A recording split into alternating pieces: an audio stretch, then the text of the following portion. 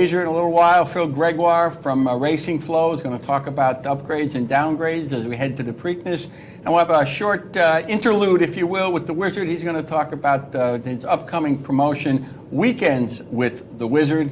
And a little later on, your phone calls and emails. We want you to know, of course, that this show is brought to you by the folks at Parting Glass Racing, Saratoga Water Company, and Whitehall Stable. We appreciate their sponsorship. Our opening guest is Tom Bellhouse from West Point Thoroughbreds.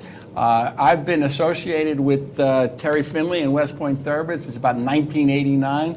Over the years, if you've been a member of our audience, they've been with us for a long, long time. Between Terry Finley, Tom Bellhouse, and Rich Cristiano, who used to be with them, they've given you an awful lot of winners. I've got a winner sitting next to me right here, and they've got a runner in next week's Preakness, King Kanji.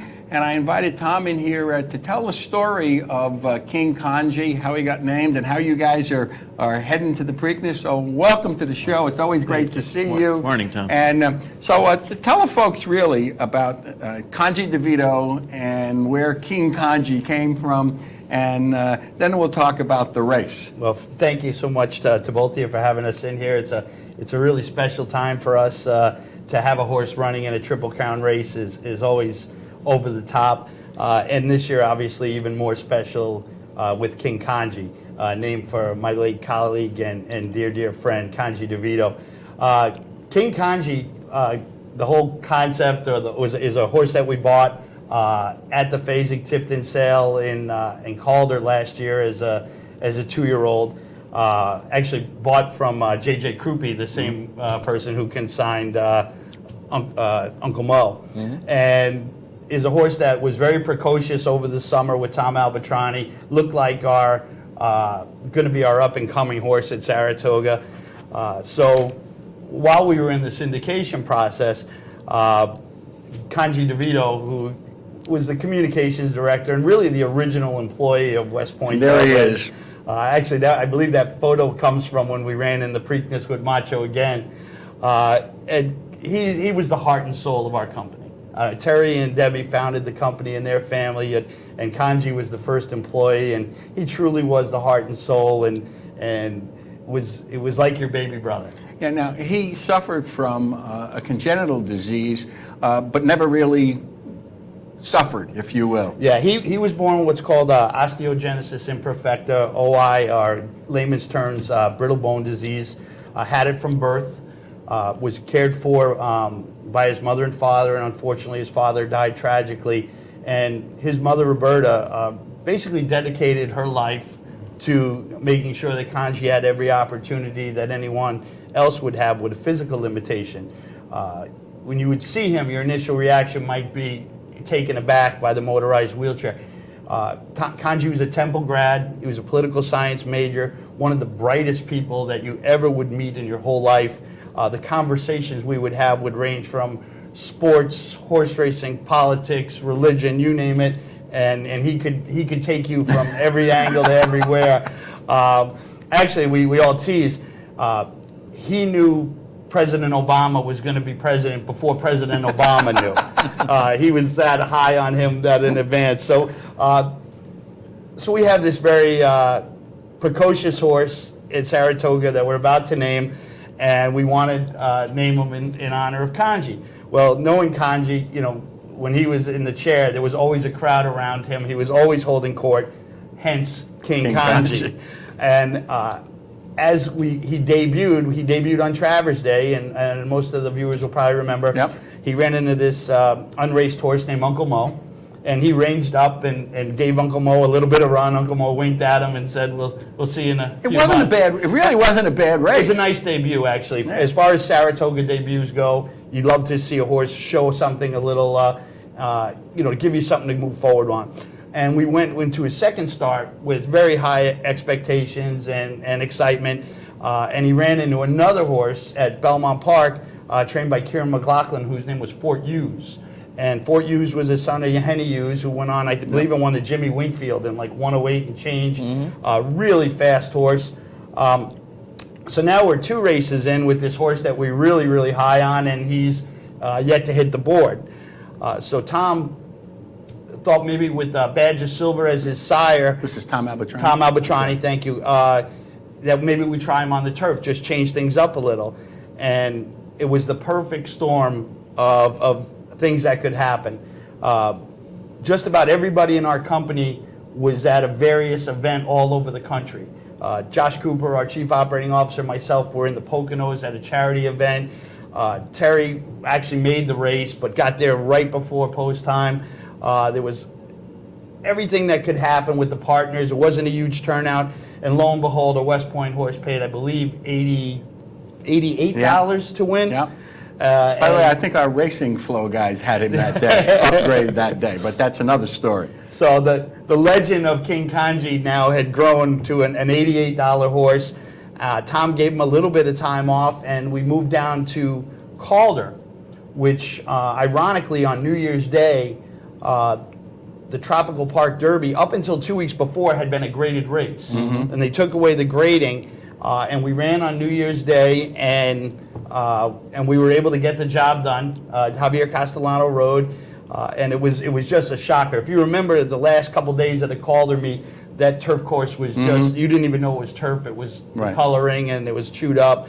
But he ran this monstrous race, and like, oh my goodness, we have the horse we thought we had all along. The total irony of that is Kanji took great pleasure in teasing me about the horse Bellhouse, who is running tomorrow for the 15th time without breaking his maiden. But he's still an outstanding prospect. appearance. Yes, absolutely.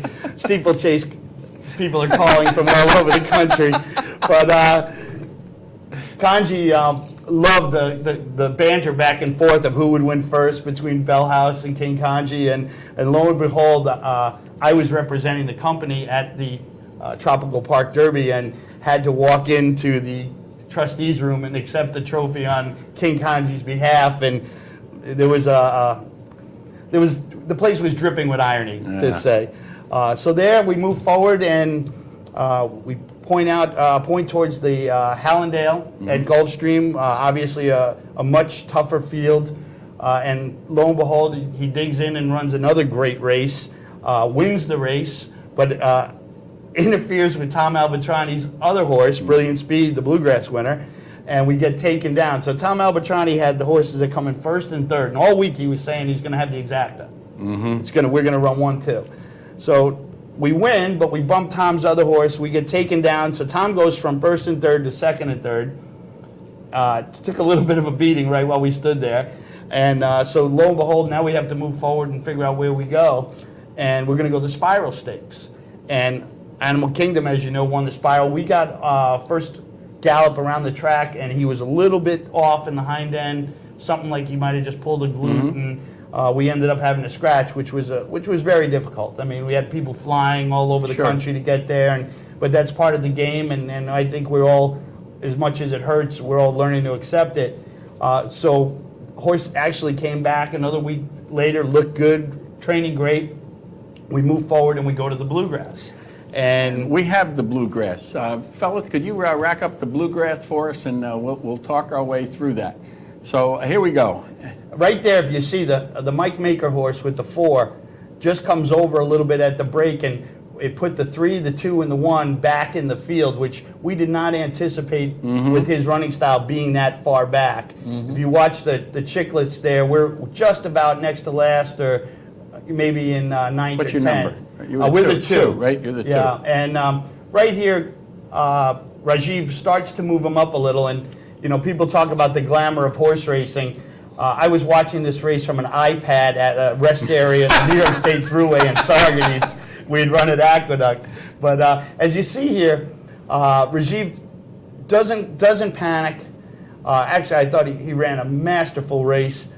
Just starts moving him up slowly, working his way through the field. Now, I believe the 11 horse that's behind us is Tom Albatroni's other horse, Brilliant Speed, the eventual winner. So if you look right there, you start to see us moving forward, and Rajiv will make an extremely wide, aggressive move to get King Kanji into the flow of the race here momentarily. And as you're saying, you guys didn't expect to be this far back. Not at all. I would have said maybe fourth, fifth, or Yeah. sixth at worst.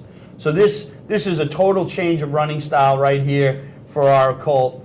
And if you look right here, you'll see the yellow and black, Yeah. and he'll swing extremely wide. And you're like, okay, maybe we'll make a little run. We might hit the board. But he really digs in, and he's an erratic colt. You hit him right, he goes left. You hit him left, he goes right. Right here, he comes out and just Yeah. bothers Tommy's horse a tiny bit. And I'm praying that we don't cost Tommy the race Yeah. if we don't win. Yeah. And lo and behold, it ended up first and third.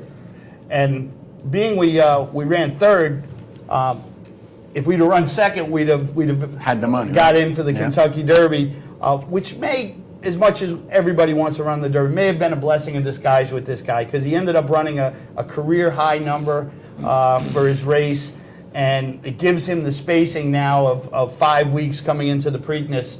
Originally, we were looking at the races at Colonial, the Virginia Derby, the Colonial Cup, that path that Patio Prado took last year. But the first race in the series, the Colonial, is now 3 and up. It's not 3 years only. So we said, why not find out in the Preakness if we can handle the dirt? Every race that he's run has been an improvement, and I think we're sitting on a live horse going into the race, and who's fresh. Well, Tom, let me ask you a question about that. Animal Kingdom being the first horse to win the Kentucky Derby that had never raced on dirt. You've got a horse that started his career on dirt, hasn't been on it, in quite a while. Was it maturity? Was it the extra distance rather than the switch in surfaces that turned King Kanji around? Or, do you have reasonable expectations that he will handle the dirt? I sure hope so. No, I think it is. I personally think it is both of those things. I think there is a maturity with the colt. When you look at him now, if compared to what you saw at Saratoga, Tom Albertrani teases all the time. He thinks he's the king of the barn. He has a swagger now. He trains over dirt. He's trained extremely well. Is he as good on dirt as turf or poly? That remains to be seen. But I think spacing wise and other race option wise, this is the perfect time to find out. True. And well, one of the things last week, Jay Hovde, I think it was, the Daily Racing Forum, had an interesting article about the great horses in the past that had no trouble changing surfaces. Secretariat being one. Right. Won a major stakes race, his first try on T. He went through a whole series of horses, and my observation in the last recent years has been that the people that seem to have an advantage are those that train on synthetic, but then run their horses on dirt and or synthetic. Now, you've been training on dirt, now you're going to try and run on dirt.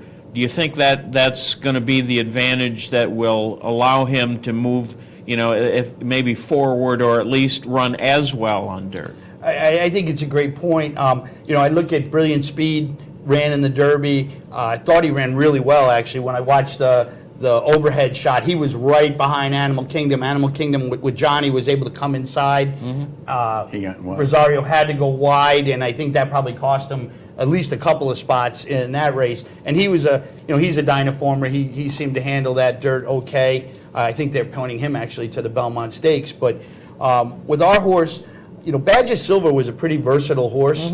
I mean, late in Very his fast career, horse. right? But late in his career, he was a turf horse with Bobby Frankel. Early in his career, I believe it was Ronnie Warner Right. that had him, and he Yep. had run in the fairgrounds and Right. won. So the dam side is all dirt, and I wish I had the answer, but I think we're gonna pick the perfect race to find out, and I wouldn't trade places with everybody. Maybe Mr. Motion, but everybody else, I think we got a huge shot.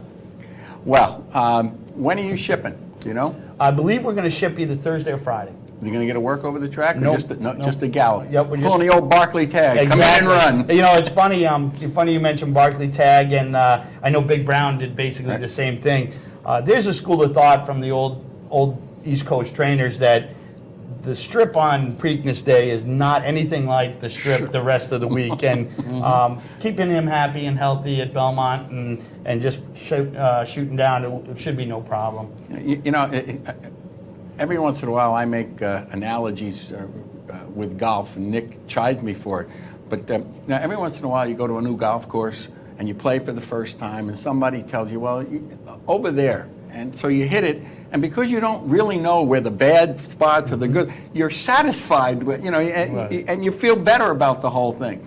And then you go back the next time and say, well, okay, I don't want to hit it over there, and that's just where you hit it. Right. Well, you know, in this case, you say, okay, we're here to run. Oh, I run, boom, I go, hopefully. Exactly, and I think you're going to see it with Animal Kingdoms coming in Friday. There's, it seems to be a consensus school of thought that you don't need to have a race or work over the track.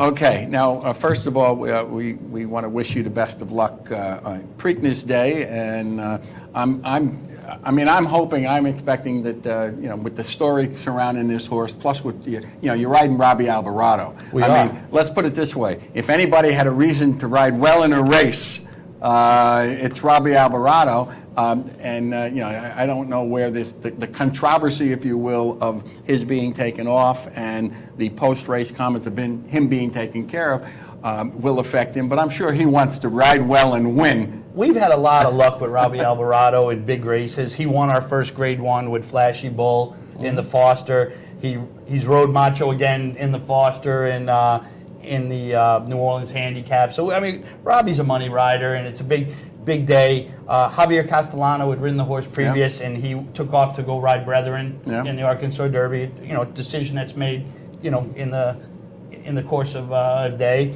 And Rajiv rode our horse, who's committed to Mucho Macho Man. So the opportunity to pick up Robbie, a big money rider on a big day, and he's won this race with Curlin. So, you know, we're feeling real confident about our chances. All right. We wish you the best of luck. So now some little more equally important stuff. West Point's always got a few horses on the ready. We're going to look at that face. So you got a couple of horses going to run over the next couple of months. And folks, you should pay attention here. And here's a couple of names to look for. Absolutely. You know, a couple of them are probably not going to run this week or next week. But, you know, put them away in your little file cabinet, and hopefully we can have a little fun with them. We got a horse that's a 4-year-old that's still a maiden that's had some foot issues, but is coming back and training extremely well for Mike Hushin, called the Defense Rest. And we debuted him, I want to say it was last year, maybe at Monmouth, and put in a nice effort. And we've had these little nagging issues that have kept him from the track, but he's training really well, and I actually was at Belmont Park on Thursday and saw him, and he's just an absolute specimen, and I expect a real big effort on his comeback. And I don't know if it's going to be a 3 and up or 4 and up maiden, but I would expect he'd be very tough to handle.